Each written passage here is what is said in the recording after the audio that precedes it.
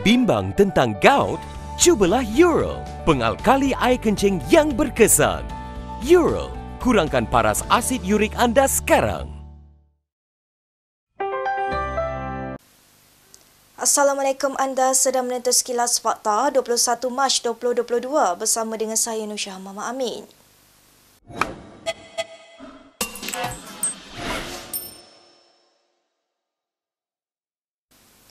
Ketika PKR berdepan pengkhianatan, ada di kalangan pemimpin parti itu yang memilih untuk bercuti, kata Setiausaha Agungnya Saifuddin Nasution Ismail. Meskipun tidak menyebut nama pemimpin parti yang dimasukkannya itu, Saifuddin dipercayai merujuk kepada naib Presiden PKR Rafizi Ramli. Pengkhianatan yang dimaksudkan Saifuddin merujuk kepada tindakan ahli-ahli Parlimen PKR yang diketuai bekas Timbalan Presidennya Azmin Ali ketika krisis politik langkah Sheraton pada Februari 2020. Dalam hantarannya di Facebook, Saifuddin berkata tugas mengukuhkan parti ketika itu digalas oleh Presidennya Anwar Ibrahim dan pemimpin-pemimpin lain yang tinggal. Untuk rekod, Rafizi tidak aktif dalam politik sejak pemilihan PKR pada penghujung 2018 apabila dia tewas tipis kepada Azmin dalam perebutan jawatan Timbalan Presiden. Namun pada 15 Mac lalu, Rafizi membuat kejutan apabila mengumumkan akan bertanding jawatan Timbalan Presiden pada pemilihan PKR akan datang. Nama Saifuddin sendiri disebut-sebut akan mencabar jawatan berkenaan di samping bekas pembantu Anwar Farhash Wafa Salvador Mubarak. Dalam pada itu, Saifuddin berkata Anwar seorang yang mengutamakan disiplin parti dan mana-mana ahli boleh memberi pandangan sebelum keputusan dibuat, namun jangan sesekali memberi kata dua. Anthony Loke telah diumumkan sebagai Setiausaha Agung DAP yang baru berikutan pemilihan parti di Kongres DAP semalam. Ahli Parlimen Seremban itu dipilih sebulat suara oleh Jawatan Kuasa Eksekutif Pusat CEC baru untuk memimpin parti. Bercakap kepada pemberita selepas pemilihannya, Loke menyifatkan pemilihan semalam sebagai permulaan kepada kepimpinan generasi ketiga DAP dan menjanjikan kepimpinan yang inklusif. Sementara itu, bekas Setiausaha Agung Parti Lim Guan Eng berjaya memenangi kerusi dalam CEC dan dilantik sebagai pengerusi baru. Satu lagi lantikan yang mencuri tumpuan ialah Steven Sim yang dilantik sebagai Setiausaha Penganjur Kebangsaan, jawatan yang dipegang Loke sebelum ini. Kali ini bilangan jawatan CEC yang ada telah ditambah daripada 20 kepada 30 sejak pemilihan semula DAP pada 2017 dengan 17 muka baru turut terpilih. Antara mereka yang baru menyertai CEC termasuk Yang Shafura Uthman yang merupakan satu-satunya calon Melayu yang memasuki senarai itu. Baik, kita ke perkembangan di Dewan Rakyat. Speaker Dewan Rakyat Azhar Azizan Harun akan memutuskan sekiranya Ahli Parlimen Pekan Najib Razak telah mengelirukan Dewan berhubung isu hutang 1MDB. Menurut Azhar, ini selepas dia mendapat maklum balas daripada Ahli Parlimen Damansara, Tony Phua, sesudah menerima jawapan Najib. Penjelasan juga telah diberikan oleh Yang Berhormat Menteri Keuangan seperti yang saya pinta, dan semua ini telah saya beri, saya akan beri salinan kepada Yang Berhormat Pekan dan juga Yang Berhormat Damansara supaya mereka tahu apa yang diperkatakan, dan setelah mendapat jawapan dari Yang Berhormat Damansara itu, saya akan membuat keputusan. Perkara ini agak rumit kerana ianya melibatkan fakta-fakta yang butiran-butirannya agak detail dan spesifik, dan terpaksa betul-betul saya perhatikan sama ada apa yang dikatakan itu mengelirukan atau tidak. Terdahulu, Ahli Parlimen Jelutong RSN Raya mempersoalkan mengapa Najib masih belum dirujuk ke Jawatan Kuasa Hak dan Kebebasan Parlimen kerana mengelirukan Dewan Rakyat.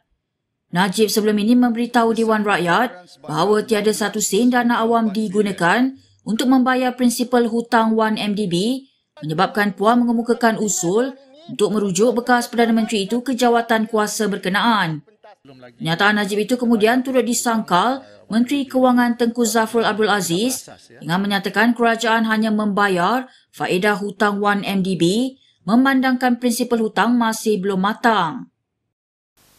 Sementara itu, selepas Tengku Zafrul menafikan telah meletakkan jawatan, hari ini giliran timbalannya membuat penjelasan yang sama. Ia susulan Ahli Parlimen Pokok Sena Mahfuz Omar membangkitkan perkara itu ketika mencelah sesi soal jawab di Dewan Rakyat hari ini. Yang Berhormat Menteri Kewangan masih menjalankan tugas sebagai Menteri Kewangan, tidak ada peletakan jawatan. Saya nak maklumkan kepada Yang Berhormat Pokok Sena. Tempoh hari saya telah maklumkan kepada Yang Berhormat di luar Dewan. Hari ini saya maklumkan dalam Dewan. Saya harap Tan Sri Pertua Yang Berhormat Pokok Sena tak bangkitkan isu ini lagi. Terdahulu, Mahfuz ingin tahu mengenai kenyataan Tengku Zafrul sebelum ini bahawa pengeluaran terbaru KWSP akan menyaksikan kos pinjaman kerajaan bertambah ke 830 juta ringgit setahun. Menteri Kewangan itu dibelenggu spekulasi peletakan jawatan selepas kerajaan mengumumkan pusingan keempat pengeluaran khas KWSP. Pada Januari lalu, Zafrul dilaporkan berkata dia lebih rela meletak jawatan daripada berkompromi terhadap sebarang keputusan melibatkan pengeluaran sekali lagi daripada KWSP. Bila nak bergambar ni, bermacam-macam ragam dia. Semua dah bersedia? Amin pula. Baju pula sama dengan dinding. Perhatian! Tahun ni, dinding kena cantik, gambar kena asyik. Jom, cat! Bukan cantik je, selamat pun penting tau. Jadi gunalah Ribombane Virus Guard, terbukti efektif menentang virus dan bakteria. Macam inilah baru seronok. Amin, cepat. Kita nak ambil gambar ni. Nippon Paint Virus Guard, perlindungan untuk sisi keluarga. Berita seterusnya. Menteri Komunikasi dan Multimedia Anwar Musa memberi amaran kepada stesen televisyen dan penggiat drama agar mematuhi garis panduan yang ditetapkan. Mengulas kontroversi adegan melampau dalam sebuah drama, pemain industri katanya harus menyedari perkara itu tanpa perlu menunggu teguran kementerian. Kita ni bukan Hollywood. Kita juga bukan Eropah. Kita ni Timur, kita ni Malaysia. Kita ni sebuah negara yang agama resminya agama Islam. So benda begitu tak perlulah kementerian memperingatkan. Saya anggapkan kalau dia langgar juga tu sengaja cuai lah tu. Terdahulu itulah sebuah klip teaser drama berjudul Perempuan Itu yang dimuatnai oleh pelakonnya Zul Arifin di media sosial. Drama terbitan Irma Fatimah itu bakal menemui penonton di TV3 pada bulan Ramadan ini.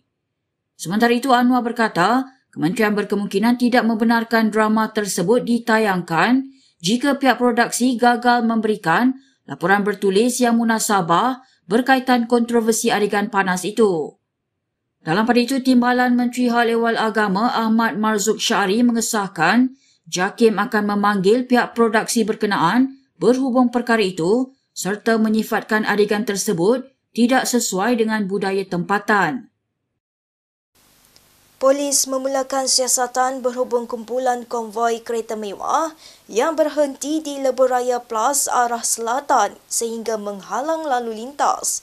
Ini selepas tular satu klip video yang memaparkan kejadian yang berlaku di kilometer 34 Lebuhraya berkenaan pada Jumaat lalu.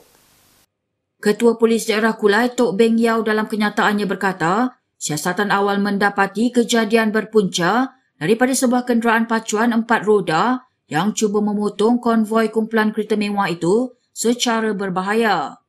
Kenderaan pacuan 4 roda itu kemudian melanggar salah sebuah kereta dalam konvoi itu ketika memasuki lorong kiri.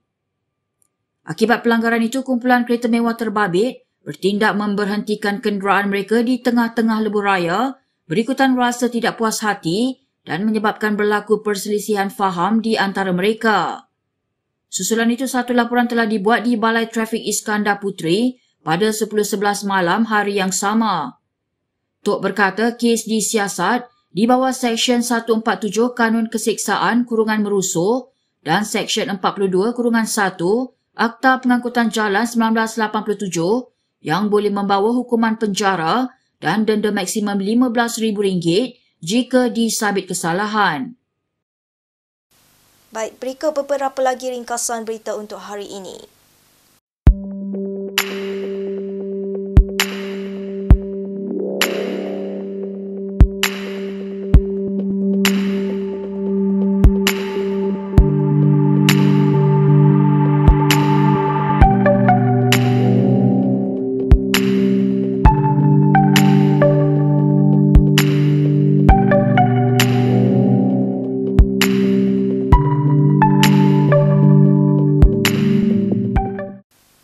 Sekian sahaja daripada saya, Nur Syah Mama Amin untuk Sekilas Fakta.